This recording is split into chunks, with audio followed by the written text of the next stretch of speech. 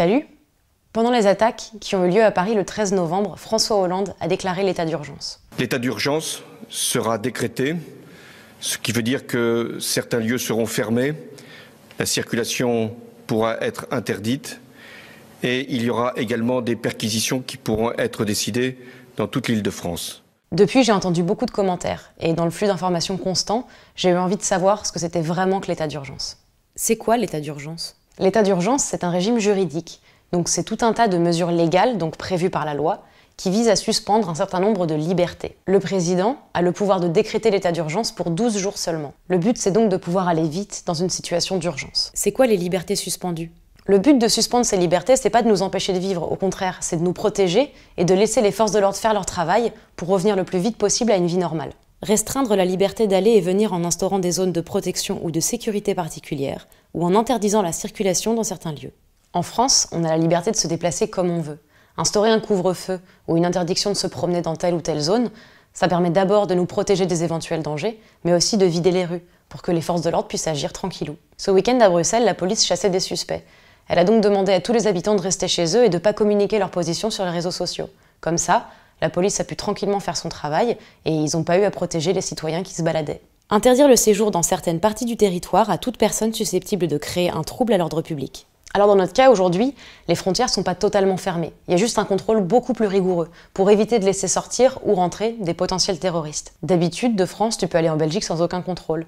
Et ben là, tu vas être fouillé pour une plus grande sécurité. Réquisitionner des personnes ou des moyens privés. Cette troisième mesure remet en question le droit de propriété. En France, quand quelque chose t'appartient, il est à toi. Si on te le prend, c'est du vol. Donc toutes les mesures mises en place pour te réquisitionner quelque chose sont très compliquées. Là, avec l'état d'urgence, c'est simplifié. Donc si on a besoin de toi, de ta voiture ou de ton restaurant, on peut te l'emprunter. Par exemple, le soir des attaques près du Bataclan, plusieurs bars ont été réquisitionnés pour faire des hôpitaux de fortune. Et ça a sauvé des vies. Interdire certaines réunions publiques ou fermer provisoirement certains lieux de réunion. En France, on a le droit de manifester et de se rassembler, sauf qu'il faut demander d'abord une autorisation à l'administration et garantir la sécurité des participants. Sauf qu'en cas d'état d'urgence, encadrer des rassemblements, aussi importants soient-ils, c'est pas la priorité des forces de l'ordre. Et plus particulièrement après les attentats qu'on a connus à Paris, puisque les terroristes tiraient dans la foule. Autoriser des perquisitions administratives en présence d'un officier de police judiciaire. En France, quand tu dois perquisitionner l'appartement d'un suspect, il y a tout un tas de règles que tu dois respecter. Pas avant 6 h du matin, avec l'accord préalable d'un juge, etc. L'état d'urgence suspend ces règles pour que la police puisse faire son travail le plus vite possible. Ça va durer longtemps? Normalement, quand le président de la République déclare l'état d'urgence, c'est pour 12 jours maximum. S'il veut que ça dure plus longtemps, il doit d'abord faire voter une prolongation par l'Assemblée nationale et le Sénat.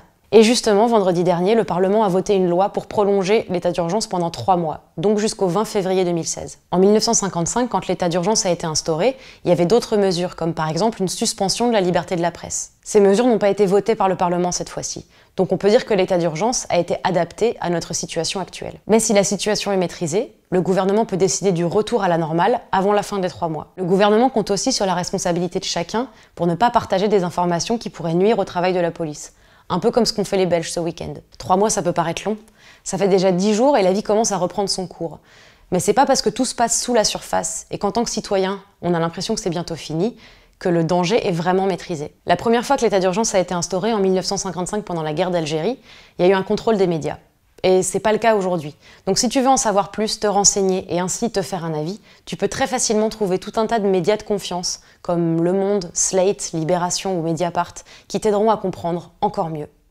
Vendredi à Paris, il s'est passé des événements catastrophiques. On n'a pas tous fait Sciences Po et on n'est pas tous capables de comprendre ce qui nous passe sous les yeux sur nos réseaux sociaux. Passé le premier choc chez Mademoiselle, on a tenu à te faire cette vidéo pour t'expliquer avec nos mots ce qui s'est vraiment passé.